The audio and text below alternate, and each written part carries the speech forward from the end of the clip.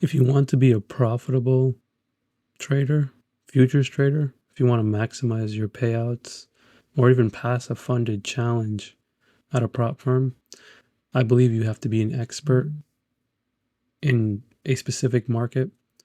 I wouldn't consider myself an expert by any means, but I've done quite well in the ES markets after watching it since last June.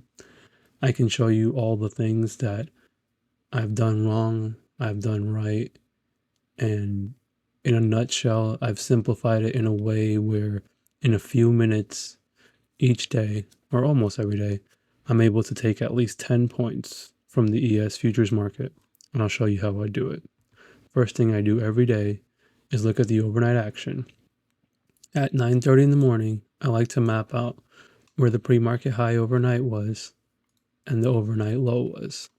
This morning was interesting because we put in a pre-market low at about at the 9:15 candle. So right about there. That low comes in at around 61.30.25. The high comes in at 61.57. What I like to look for, and we can clean this up to make it look more accurate, which I do.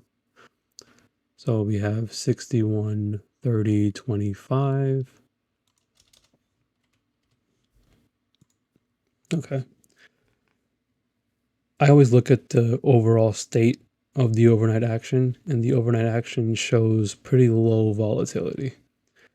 Another thing that I would do is map out the previous day's low. So if we go back and we look at yesterday's action, which was Tuesday, the cash market low came in at 61.18.25, and my eyes are always set on where significant lows were set. This is not a significant low because it did not produce a significant rally.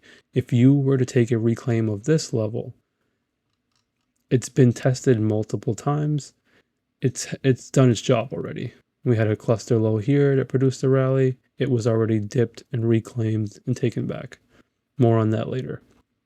Anyways, every day I map out pre-market high and the pre-market low.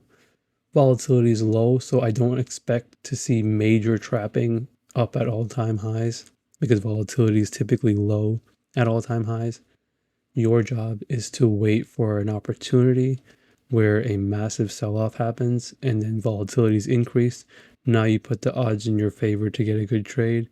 If you're eager to get into a trade, this is kind of the way that I'm able to trade a range-bound market by looking for pre-market lows and pre-market highs because that's where the most money was transacted. That high overnight produced a sell of about 27 points. And as you can see from today, dipping it just barely up down to 61.29.25. We dipped it by 1 point exactly. Reclaimed it and rallied all the way up to 61.66.50. However, when I look for good trades, an A+ trade would have been dipping below this low and then reclaiming it and then producing a rally back to at least pre-market low and then onwards to pre-market highs and then probably onwards from there. Markets move on liquidity, they trap, and then they move. Today was a low volatile day that we can see from the overnight action. So my job was just to look at how participants reacted at the pre-market lows. First candle of the morning tested near that low, closed above it. Second candle dipped that low, still closed above it. The close was 61.30.50. One can be ambitious and take the close of that candle and buy it because it only dipped by 1 point, which isn't enough for me. So what I need to see is, if I'm eager to get an entry here, I need to see whether or not the pre-market lows will be held up or not. This next candle here at 10:15 closed at 61.34, way above our pre-market low. One could have entered here.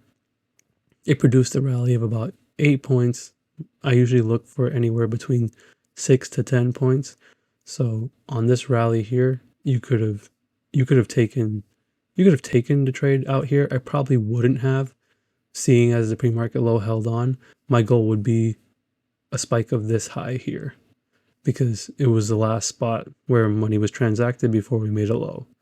As you can see, we tested back lower at about 61.31, and then we rocketed up at 11 o'clock straight to 61.46, where I would have been out of the trade already. I normally look for 10 points.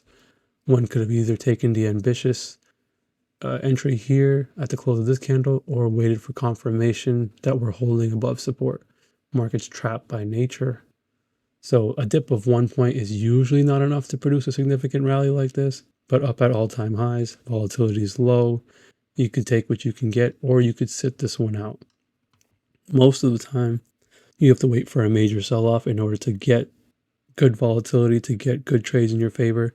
In this case, we didn't really have that today. However, when you see a dip of the pre-market low and a reclaim, one could target the pre-market highs, which they know it almost always gets hit. However, we don't trade on almost always. We want to take our guaranteed points. And if you want to leave a runner, you can leave a runner to get the pre-market highs. I trade one ES contract at a time and take 10 points each time. It adds up, especially if you have multiple prop firm accounts. Let's say you have 5, you're making about $2,500 in just a few minutes each and every day. I do the account lockout function, which allows you to lock the account out the moment you hit that $500 threshold. Our job is to be snipers with our entries and then close the brokerage for the rest of the day.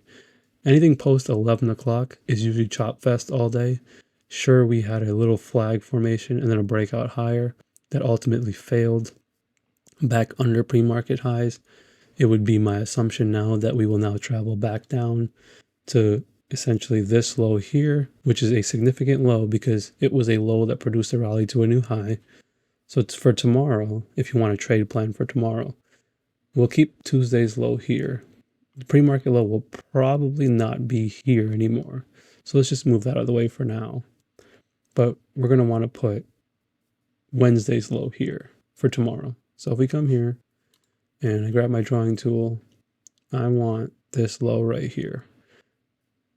So now if the market comes down, if the ES market comes down, dips this low and reclaims it, we're going to be able to take a trade back up again, and you'll at least get your 10 points.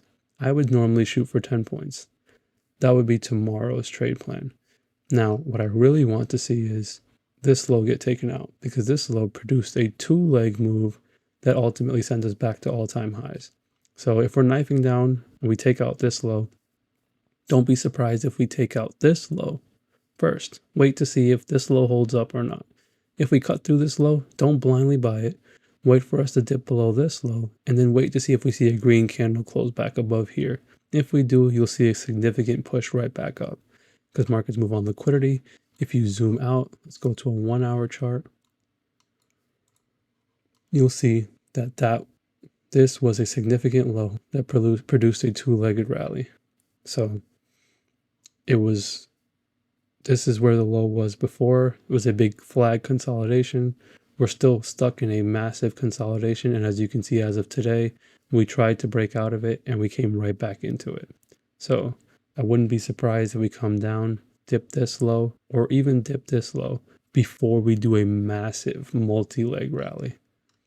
If this level fails, and it won't fail outright, normally it will come down, bounce, and then fail, which is why we take our 10 points.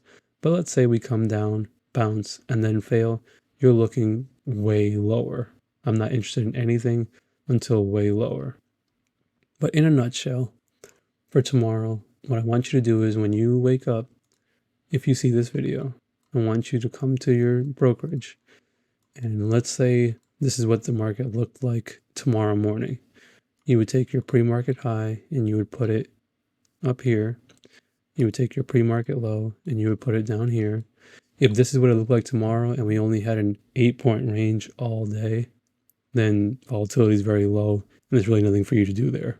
But if we come, let's say we come down and we test somewhere down here, you want to see how we react. You can buy any liquidity dips and reclaims of this level. I am way more interested in this level right here because it produced the multi-leg rally that we see all the way back up here. So if you see, I'm not a fan of shorting, although if we did come down below the pre-market low, you know we're traveling down to at least here and ultimately here. with any dip belows and reclaims could send us significantly back higher. If you have any questions, please drop it in the comment section. Slow and steady wins the race. Take these moves one step at a time. I'll do these videos every day, giving you a trade plan for the next day. Thank you.